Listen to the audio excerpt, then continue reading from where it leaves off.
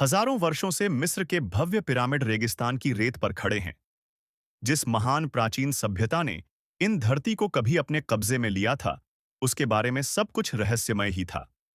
लेकिन यह रहस्य 19 जुलाई 1799 को तब टूटता है, जब नेपोलियन बोनापार्ट के मिस्र अभियान के दौरान एक फ्रांसीसी सैनिक अलेक्जेंड्रिया से करीब 35 मील पूर्व में एक बड़ा पत्थर खोज लेता है। इस खोज से हजारों वर्षों से मृत पड़ी एक लिखित भाषा फिर से सामने आई। इसका अनुवाद मिस्र की पूरी सभ्यता के रहस्यों को खोलने की कुंजी साबित हुआ। मिस्र नील नदी का उपहार है, ऐसा इतिहास के जनक हेरोडोट्स ने कहा था, क्योंकि नील नदी ही मिस्र का जीवन रेखा थी, जिसने जल प्रदान कर खेती को संभव बनाया और नील घाटी के किनारे किनारे सभ्यता का विकास हुआ। नील नदी ने मिस्र के भूभाग को दो हिस्सों में बांट दिया था, जिससे सभ्यता के विकास के लिए अनुकूल वातावरण मिला।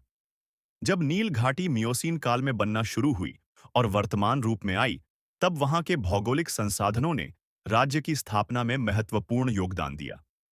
हर साल आने वाली बाढ़ ने उपजाऊ मिट्टी को पूर्व और पश्चिम में फैला दिया। जब जल घटता और तटों के किनारों पर बहता, तब कृषि वर्ष की शुरुआत होती, जिसने मिस्र को मानव इतिहास का पहला कृषि समुदाय बना दिया। पैलियोलिथिक युग के अंत तक तीर, हारपून, अनाज, सींवे हुए चमड़े, हड्डियों के उपकरण और मिट्टी के बर्तन व्यापक रूप से बनाए जाने लगे। कार्बन 14 परीक्षण से शोधकर्ताओं ने यह साबित किया कि 4600-450 ईसा पूर्व के बीच नील के किनारे एक नवपाषाण युग की कोठरी में अनाज रखा गया था। बाद में लोगों ने झोंपड़ियां और कुटिया बनाई, फिर नील की दलदली भूमि पर अनाज बोना शुरू किया। प्राचीन मिस्र दो क्षेत्रों में बंटा था, ऊपरी मिस्र और निचला मिस्र। निचला मिस्र उत्तर में था, जहां नील नदी अपनी कई शाखाओं के साथ नील डेल्टा का निर्माण किया था। ऊपरी मिस्र दक्षिण में असवान तक फैला हुआ था। करीब 3000 ईसा पूर्व राजा नर ने दोनों राज्यों को एकजुट किया, लेकिन दोनों ने अपनी अलग-अलग राजचिन्ह बनाए रखे। ऊपरी मिस्र के लिए हेजेट या सफेद मुकुट और निचले मिस्र के लिए देसरेट या लाल मुकुट। इसीलिए फिरौन को दोनों भूमि का शासक कहा गया और उन्होंने शेंट नामक एक दोहरा मुकुट पहनना शुरू किया, जिसमें प्रत्येक भाग अलग-अलग भूमि पर उनकी संप्रभुता को दर्शाता था।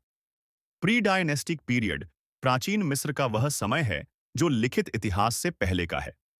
यह लगभग 6000 ईसा पूर्व से ईटी 150 ईसा पूर्व तक फैला हुआ था, जिसमें पुरापाषाण से नवपाषाण युग और पहले राजवंश की स्थापना तक का समय शामिल है।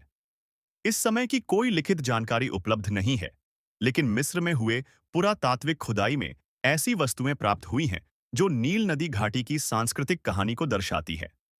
प्री डायनेस्टिक काल को उन क्षेत्रों या प्राचीन नगर स्थलों के नाम से जाना जाता है जहां से यह वस्तुएं मिलीं, न कि वहां रहने वाली संस्कृतियों के नाम से।